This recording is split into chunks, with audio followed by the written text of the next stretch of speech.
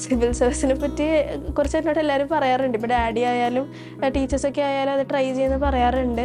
2 കൈപ്പത്തി ഇങ്ങനെ ചേർത്ത് വെച്ചാൽ എത്ര വലിപ്പമുണ്ടോ ആ വലിപ്പവും ഉള്ളു. ബൈബിള് വായിച്ചിട്ട് അവിടെ ചെല്ലുമ്പോൾ ആ ബാഡ് ന്യൂസ് അത് ഗുഡ് ന്യൂസ് ആയിട്ട് മാറും. ഡോക്ടർ എനിക്ക് റിട്ടേൺ ആയിട്ട് എഴുതി തന്ന് this is A miracle baby. എന്ത് സംഭവിച്ചാലും അത് കർത്താവ് വരുത്തിയാണ് എൻ്റെ ജീവിതത്തിൽ. ഈശോയ്ക്ക് മഹത്വം. 6-ാം മാസത്തിൽ ജനനം, കാഴ്ച ഒരു കണ്ണിന് മാത്രം, അതും 60%. എന്നാൽ ഇത്തവണത്തെ +2 മാർക്ക് വന്നപ്പോൾ 1200-ൽ 1200 മാർക്ക് വാങ്ങിയ മരിയ കൃപള മൈക്കിളിന്റെ വീട്ടിലാണ് നാം ഇപ്പോഴായിരിക്കുന്നത്. ദൈവവിശ്വാസത്തിലും കഠിനാധ്വാനത്തിലും ഉറച്ച് ഈ പരിമിതികളെ അതിജീവിച്ച മരിയയുടെ അനുഭവങ്ങൾ നമുക്ക് ചോദിച്ചറിയാം.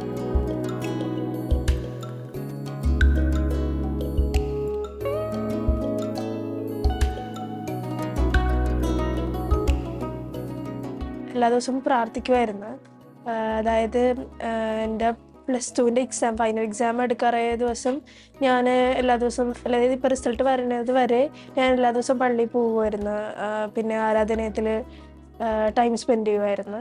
+1ൻ്റെ എക്സാമിൻ്റെ ടൈമിൽ ഇതുപോലെ മാതാവിൻ്റെ 7 വ്യാകുലങ്ങൾ പ്രാർത്ഥിക്കുക, പിന്നെ 3 മണിയാകുമ്പോൾ കരുണക്കൊന്ത ചെല്ലുക, അങ്ങനെയൊക്കെ പ്രാർത്ഥിക്കുമായിരുന്നു. അപ്പോൾ പഠന രഹസ്യം എന്ന് പറയാനായിട്ട് അതാണ്, അതായത് ദൈവത്തിൻ്റെ ഒരു ഹെൽപ്പിലൂടെയാണ് ഈ ഒരു മാർക്ക് അച്ചീവ് ചെയ്യാൻ പറ്റിയെന്നാണ് ഞാൻ വിശ്വസിക്കുന്നത്. വൈകുന്നേരം ഉച്ചയ്ക്ക് 3 മണിക്ക് കരുണക്കൊന്ത. ക്ലാസ് ഇല്ലാത്ത ടൈമിൽ ഞാൻ വീട്ടിൽ ചൊല്ലും. അല്ലെങ്കിൽ ഞാൻ ഇപ്പോൾ കയ്യിൽ വാച്ച് ഉണ്ടാവുമല്ലോ, അപ്പോൾ ആ സമയമാകുമ്പോഴേക്കും ഞാൻ പറയും ഇത് കർത്താവിൻ്റെ കരുണയുടെ സമയമാണ്. അപ്പോൾ എനിക്ക് മുഴുവൻ കൊന്ത ചെല്ലാൻ സാധിച്ചില്ലെങ്കിലും ഞാൻ ജസ്റ്റ് 1 മിനിറ്റ് എടുത്ത് പ്രാർത്ഥിക്കും, എന്നിട്ട് ക്ലാസ്സിൽ ശ്രദ്ധിച്ച് കണ്ടിന്യൂ ചെയ്യും. തന്നെ ദൈവത്തോടാണ് കടപ്പെട്ടിരിക്കുന്നത്. പിന്നെ ഒബ്വിയസ്ലി പേരൻസ് നല്ലോണം സപ്പോർട്ടീവ് ആയിരുന്നു. എന്നെ ആരും ഇതുവരെ പ്രഷറൈസ് ചെയ്തിട്ടില്ല, നിനക്ക് ഇത്ര മാർക്ക് വാങ്ങിക്കണം എന്ന് പറഞ്ഞിട്ട്. എല്ലാവരും കൂടെ നിന്ന് സപ്പോർട്ടാണ് ചെയ്തിട്ടുള്ളത്.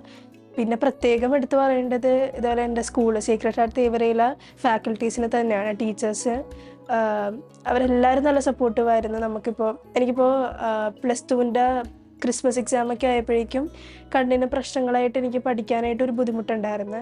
അപ്പോൾ ക്രിസ്മസ് എക്സാം സ്കിപ്പ് ചെയ്തോന്ന് പറഞ്ഞ്, പിന്നെ അത് കഴിഞ്ഞിട്ട് ഞങ്ങൾക്ക് ഇനി അടുത്ത 2 മാസം ഫുൾ എക്സാം ആയിരുന്നു. അപ്പോൾ പ്രീ മോഡല് ഫൈനൽ എക്സാം അങ്ങനെയാണ് വരുന്നത്. അപ്പോൾ പ്രീ മോഡലായപ്പോഴും എനിക്ക് പ്രിപ്പയർ ചെയ്യാനൊന്നും പറ്റുന്നില്ലായിരുന്നു. കാരണം എൻ്റെ വിഷയം എന്ന് പറഞ്ഞാൽ എനിക്ക് ഒത്തിരി വായിക്കാനുണ്ട്. ഇപ്പോൾ കുറേ നേരം ബുക്ക് നോക്കി ഇങ്ങനെ സ്പെൻഡ് ചെയ്യണം. അല്ലാണ്ട് ഇപ്പോൾ ഇങ്ങനെ കണക്കുകളൊന്നും അല്ലല്ലോ ചെയ്യാനുള്ള, കൂടുതൽ തിയറി ആയിരുന്നു. അപ്പോൾ കുറേ നേരം ബുക്ക് വായിക്കാനുള്ള ഒരു ബുദ്ധിമുട്ട് ഉള്ളത് കൊണ്ട് തന്നെ ടീച്ചേഴ്സ് പറഞ്ഞ് പ്രീ മോഡലും വേണമെങ്കിൽ എഴുതണ്ട, അതുപോലെ മോഡൽ എനിക്കിഷ്ടമുണ്ടെങ്കിൽ എഴുതിയാൽ മതി എന്നുള്ള ഒരു ഇതാണ് പറഞ്ഞത്.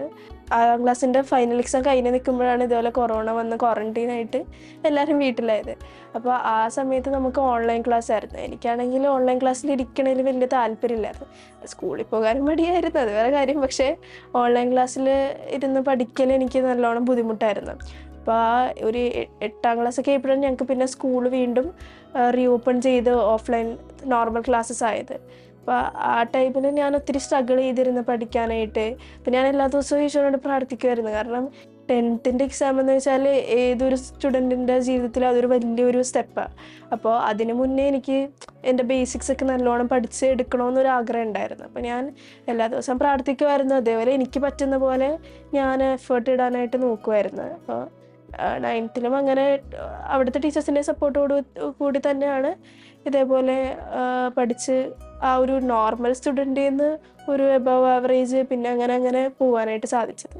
നിനക്ക് പഠിക്കാൻ പറ്റിയില്ലെങ്കിൽ പോലും നീ പ്രാർത്ഥനയിൽ കൂടുതൽ ടൈം സ്പെൻഡ് ചെയ്താൽ നിനക്കതിലൊരു റിസൾട്ട് ദൈവം തരും എന്ന് മമ്മി എപ്പോഴും പറയാമായിരുന്നു. അപ്പോൾ എനിക്കിതുപോലെ ബൈബിൾ വചനങ്ങൾ പഠിപ്പിച്ചു തരുമായിരുന്നു. എന്നോട് ബൈബിൾ എപ്പോഴും വായിക്കാനായിട്ട് മമ്മി പറയുമായിരുന്നു. നമ്മുടെ കഴിവുകൾക്ക് ഒരു പരിമിതി ഉണ്ട് എപ്പോഴും. അപ്പോൾ ദൈവത്തിൻ്റെ ആ ഒരു കൃപയില്ലാണ്ട് നമുക്ക് ഒന്നിനും മുന്നോട്ട് പോകാൻ പറ്റില്ല എന്നാണ് ഞാൻ വിശ്വസിക്കുന്നത്. അപ്പോൾ തീർച്ചയായും അത് സഹായിച്ചിട്ടുണ്ട്. അപ്പോൾ ഞാൻ കോളേജിൽ BSc സൈക്കോളജി എടുക്കാനാണ് പ്ലാൻ ചെയ്തേക്കുന്നത്. അത് കഴിഞ്ഞിട്ട് ഞാൻ ഓർത്തത്, അതായത് ഇപ്പോൾ ഒരു ബേസിക് ഡിഗ്രി കിട്ടിയിട്ട് നമുക്ക് സൈക്കോളജിയിൽ വലുതായിട്ട് കാര്യങ്ങളൊന്നും ചെയ്യാൻ പറ്റില്ല. അപ്പോൾ മാസ്റ്റേഴ്സും എടുത്ത് കഴിഞ്ഞിട്ട് ഹോപ്പ്ഫുള്ളി എനിക്കിതേപോലെ തെറപ്പിസ്റ്റായിട്ട് വർക്ക് ചെയ്യണമെന്ന് ആഗ്രഹമുണ്ട്. സ്കൂൾ സെറ്റിങ്ങിലോ അഥവാ ഹോസ്പിറ്റൽസിലോ അങ്ങനെ എന്തെങ്കിലും. അപ്പോൾ സൈക്കോളജിസ്റ്റ് ആകുക എന്നതാണ് ഇപ്പോൾ ഉള്ളൊരു ലക്ഷ്യം. സിവിൽ സർവീസിനെ പറ്റി കുറച്ച് എന്നോട് എല്ലാവരും പറയാറുണ്ട്. ഇപ്പോൾ ഡാഡി ആയാലും ടീച്ചേഴ്സൊക്കെ ആയാലും അത് ട്രൈ ചെയ്യുന്ന പറയാറുണ്ട്. ഇപ്പോൾ പ്രസൻ്റ്ലി ചിന്തിച്ചിട്ടില്ല, ബട്ട് മേ ബി ഫ്യൂച്ചറിൽ അങ്ങനെ പോകണമെന്ന് തോന്നുകയാണെങ്കിൽ ഒബ്വിയസ്ലി ഇത് ട്രൈ ചെയ്യും. മരിയയുടെ ജനനവും കഴിഞ്ഞുപോയ കഠിനകാലവും ഇന്നലെ നടന്നതുപോലെ അമ്മ ഷീല മൈക്കിളിന്റെ മനസ്സിലുണ്ട്. ഫോർട്ട് കൊച്ചി പാണ്ടിക്കുടിയിലായിരുന്നു താമസിച്ചത്. അപ്പോൾ ഒരു പ്രൈവറ്റ് ഹോസ്പിറ്റലായിരുന്നു എൻ്റെ ചികിത്സയൊക്കെ, മോളുടെ പ്രഗ്നൻസി റിലേറ്റഡ് ആയിട്ടുള്ള ചികിത്സയൊക്കെ ചെയ്തിരുന്നത്. അപ്പോൾ പെട്ടെന്നൊരു വേദന വന്നപ്പോൾ ഒന്ന് ഡോക്ടറിനെ കൺസൾട്ട് ചെയ്യാൻ പോയതാണ്. കൺസൾട്ട് ചെയ്യാൻ പോയിട്ട് എന്നെ ലേബർ റൂമിൽ കയറ്റിയിട്ട് പിന്നെ എന്നോട് ഭയങ്കര പെയിൻ കൂടിയിട്ട് ഡോക്ടർ പറഞ്ഞ് ഇത് ഡെലിവറി ആവും. അവർ കുറേ മരുന്നൊക്കെ ചെയ്തു, പക്ഷേ അതൊന്നും സക്സസ്ഫുൾ ആയില്ല. ഇത് ഡെലിവറി ആവുമെന്ന് പറഞ്ഞു. ഇയാളകത്തോട്ട് ലേബർ റൂമിൽ ഇയാളെ കയറ്റി ഒരു അരമണിക്കൂർ കഴിഞ്ഞപ്പോൾ ഡോക്ടർ പറഞ്ഞ് ഞാൻ വിളിപ്പിക്കാണ്ട, നിങ്ങൾ വെയിറ്റ് ചെയ്യും, ചിലപ്പോൾ വൈഫ് ഡെലിവറി ആകാൻ. അപ്പോൾ എനിക്ക് അങ്ങനെ ഈ 6-ാം മാസം അങ്ങനെയൊക്കെ ഉള്ളൊരു ഇതൊന്നും പോകുന്നില്ല മനസ്സിൽ.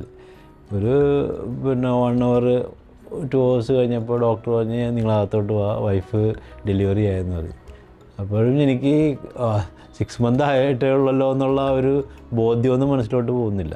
അവിടെ ചെന്നിട്ട് ഈ ഡോക്ടർ കൊച്ചിനെ എൻ്റെ കയ്യിലോട്ട് തന്ന് ഇങ്ങനെ ജസ്റ്റ് ഇങ്ങനെ തന്ന് ഞാൻ വാങ്ങിച്ചപ്പോൾ ഈ 2 പേരിൽ 2 കൈപ്പത്തി ഇങ്ങനെ ചേർത്ത് വെച്ചാൽ എത്ര വലിപ്പമുണ്ടോ ആ വലിപ്പമേ ഉള്ളു. അപ്പോൾ ഇത് വിരലുകളൊക്കെ ഇങ്ങനെ കുഞ്ഞ് ഇതുപോലെ കാണുന്നുണ്ട്.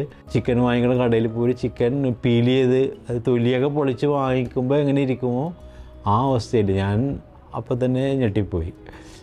ഡോക്ടർ പറഞ്ഞ് ഇതാണ് അവസ്ഥ, നിങ്ങൾ വേണമെങ്കിൽ ഒരു നല്ലൊരു ഹോസ്പിറ്റലിൽ കൊണ്ടുപോയി ട്രീറ്റ്മെൻറ്റ് ചെയ്യാൻ നോക്കുക. ആൾക്ക് ബ്രീത്ത് ചെയ്യുന്നുണ്ട്, ആൾ അനക്കമൊക്കെ ഉണ്ട്, ബാക്കിയൊക്കെ എല്ലാം പിന്നെ എങ്ങനെയാണെന്നൊന്നും പറയാൻ പറ്റത്തില്ല എന്ന് പറഞ്ഞിട്ട് അങ്ങനെ പോകുന്നു. ഇയാൾ ഇവിടെ അഡ്മിറ്റ് ചെയ്തത് കുട്ടീനുമായിട്ട് ഞങ്ങൾ ആംബുലൻസിൽ എറണാകുളം ജനറൽ ഹോസ്പിറ്റലിലോട്ട് വരുന്നു. അവിടെ അന്ന് നിയോനാറ്റോളജി ഉണ്ടെന്നുള്ള ഐഡിയ എല്ലാം വന്നത്. അപ്പോൾ അത് അന്ന് തുടങ്ങിയിട്ടുണ്ടായിരുന്നു, പക്ഷേ ബെഡില്ല, ഫെസിലിറ്റി ഇല്ല എന്ന് പറഞ്ഞിട്ട് ഞങ്ങൾ തൊട്ടടുത്ത് തന്നെ അവിടെ ഒരു ലക്ഷ്മി ഹോസ്പിറ്റൽ ഉണ്ടായിരുന്നു, അവിടോട്ട് ഷിഫ്റ്റ് ചെയ്തു. അവിടെ വെച്ച് പിന്നെ ട്രീറ്റ്മെൻറ്റൊക്കെ പതുക്കെ ഇമ്പ്രൂവ് ചെയ്ത് അങ്ങനെ തുടങ്ങി, ആൾ പിക്കപ്പായി. പക്ഷേ നമ്മൾ എല്ലാ ദിവസവും ഒരു ബാഡ് ന്യൂസിന് വേണ്ടിയിട്ട് ഇങ്ങനെ പോയി ICUവിൻ്റെ മുമ്പിൽ നമ്മൾ എപ്പോഴാണ് ഒരു ബാഡ് ന്യൂസ് വരുന്നതെന്നുള്ള ഒരു ഇതിലാണ് നിൽക്കുന്നത്. അങ്ങനെ പ്രീ ടേമിൽ ഡെലിവറി ആയി. അപ്പം ഞാൻ കാണുമ്പോൾ ഒരു കൊച്ച് ഒരു എന്താ പറയേണ്ടത്, ഒരു തുരപ്പൻ, ചെറിയ തുരപ്പൻ, അതിൻ്റെ സൈസേ ഉള്ളു, പക്ഷേ കൈയും കാലൊക്കെ ഇട്ട് ഭയങ്കരമായിട്ട് അടിക്കണം.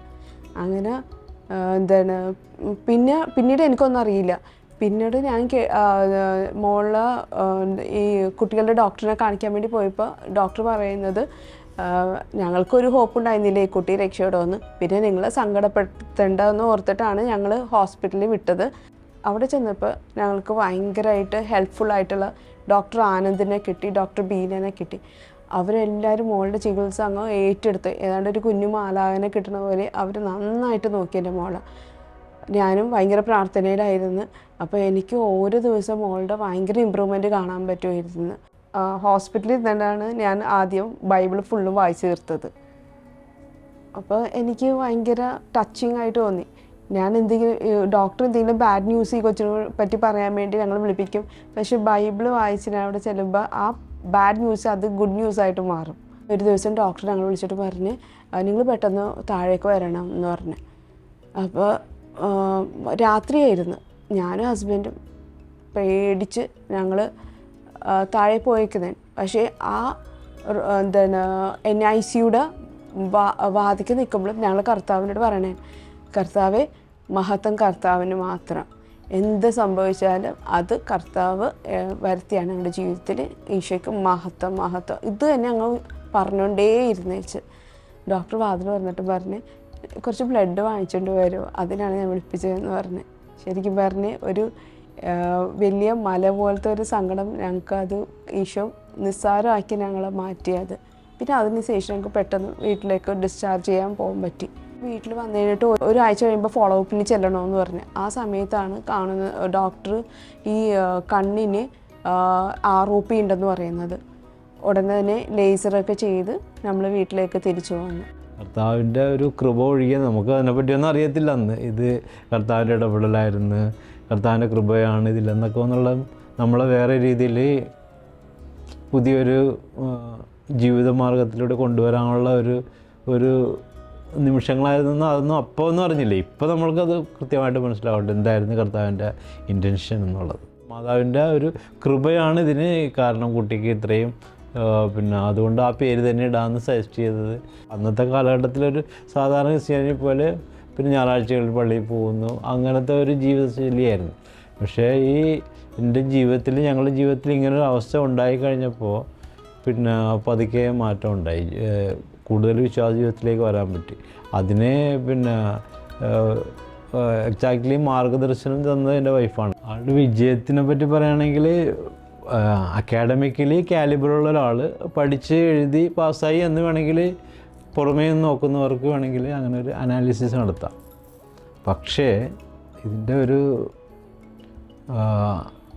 ഒരു ഡീപ്പ് റൂട്ട് കോസ് എന്താണെന്ന് വെച്ചാൽ നമ്മൾ പരീക്ഷ എഴുതാൻ പോകുന്നു. പരീക്ഷ എഴുതി തുടങ്ങുമ്പോൾ നമ്മൾക്കിതെല്ലാം ഓർമ്മ വന്നാൽ മാത്രമേ ഇത് എഴുതാൻ പറ്റത്തുള്ളൂ. നമ്മൾ പഠിച്ചത് നമ്മൾ പേപ്പറിലോട്ട് കൺവേർട്ട് ചെയ്യണമെങ്കിൽ നമുക്കിതെല്ലാം ഓർമ്മ വേണം. അപ്പോൾ കർത്താവ് ഇതിൽ ഇയാൾക്ക് അത് കൃത്യമായിട്ടുള്ള ഓർമ്മ കൊടുത്ത് ഇത് എഴുതാനായിട്ട് ഉള്ള ഒരു കൃപ കൊടുത്തില്ലെങ്കിൽ പറ്റത്തില്ല. അപ്പോൾ അതുകൊണ്ട് ഞാൻ പൂർണ്ണമായിട്ട് വിശ്വസിക്കുന്നത് not by merit but by grace എന്നുള്ളതാണ് ഞാൻ വിശ്വസിക്കുന്നത്. കൊറോണ വന്നതോടെ കുറേ സമയം ഞങ്ങൾക്ക് പ്രാർത്ഥിക്കാൻ കിട്ടി. അങ്ങനെ പ്രാർത്ഥിച്ചു ഞങ്ങൾ അഖണ്ഡ ജപമാലയൊക്കെ ഇതിൻ്റെ ചെല്ലുമായിരുന്നു. ഞങ്ങളുടെ വീട് ഞങ്ങളൊരു ദേവാലയം ആക്കി മാറ്റി ഞങ്ങൾ നന്നായിട്ട് പ്രാർത്ഥിക്കുമായിരുന്നു. കൊറോണ എല്ലാം കഴിഞ്ഞ് പിന്നെ മോള് സ്കൂളിൽ പോകുമ്പോഴാണ് മോൾക്ക് വലിയൊരു ചേഞ്ചാണ് കാണാം. സ്കൂൾ മോൾക്ക് ഇഷ്ടപ്പെടാൻ തുടങ്ങി, കുറേ ഫ്രണ്ട്സിനെ കിട്ടി, പഠിത്തത്തിൽ നല്ല ഇമ്പ്രൂവ്മെൻറ്റ്. ഞാനിപ്പോഴും വിശ്വസിക്കുന്ന കർത്താവിൻ്റെ ഒരു വചനമുണ്ടല്ലോ, യെശയ്യാ 54:13, കർത്താവ് നിങ്ങളുടെ മക്കളെ പഠിപ്പിക്കും, അവർ ശ്രേയസ് ആർജിക്കും. ആ ഒരു വചനമാണ് നമ്മളുടെ ജീവിതത്തിൽ നിറവേറിയതെന്ന്. കൃപേനെ ഇപ്പം പഠിപ്പിക്കണേലൊക്കെ ഉപരി ഐ തിങ്ക് ഇമോഷണലി മെൻ്റലിയാണ് ഞാൻ സപ്പോർട്ട് ചെയ്തേക്കണം. ഇപ്പം അവനിങ്ങനെ ഇടയ്ക്ക് എനിക്ക് ഓർമ്മയുണ്ട്, എനിക്കൊരു എക്സാമിന് വേണ്ടി ഞാൻ ഗുജറാത്ത് പോയായിരുന്നു. അപ്പോൾ അവൻ്റെ ഒരു മോഡൽ എക്സാമിൻ്റെ മാർക്ക് അവനിങ്ങനെ വിളിച്ചിട്ട് പറഞ്ഞു, എനിക്ക് ഭയങ്കര കുറവ്, എനിക്ക് തോന്നുന്നുള്ള ഞാൻ ഇങ്ങനെയാണെങ്കിൽ പാസ്സാവില്ലെന്ന്. അപ്പം ഞാൻ പറഞ്ഞു, നീ ഇപ്പം ഇങ്ങനെയൊക്കെ പറയാം, എന്നിട്ട് നോക്കിക്കോ, നിനക്ക് ഇങ്ങനെ ഇത് കിട്ടുമ്പോഴത്തേക്കും നല്ല മാർക്ക് ഉണ്ടാവുന്ന പറഞ്ഞു. അതുകൊണ്ട് കുറച്ച് കഴിയുമ്പോഴത്തേക്കും അവനെന്നെ വിളിച്ചിട്ട് പറഞ്ഞ്, അത് മറ്റേ മിസ്സ് കറക്റ്റ് ചെയ്തപ്പോഴത്തേക്കും തെറ്റിപ്പോയതാണ്, ആക്ച്വലി നല്ല മാർക്ക് ഉണ്ടായിരുന്നു, അങ്ങനെയൊക്കെ. കൃപേനെ പിന്നെ എനിക്ക് തോന്നുന്നത് ഫ്രഞ്ച് കൃപേനെ ഞാൻ സ്കൂളിൽ SSL ഞാൻ ഫ്രഞ്ചാണ് പഠിച്ചത്. അപ്പം അങ്ങനെ കൃപേനെ ഫ്രഞ്ച് പഠിപ്പിക്കാണ്ട് ഞാൻ അങ്ങനെ ഹെൽപ്പ് ചെയ്യുമായിരുന്നു.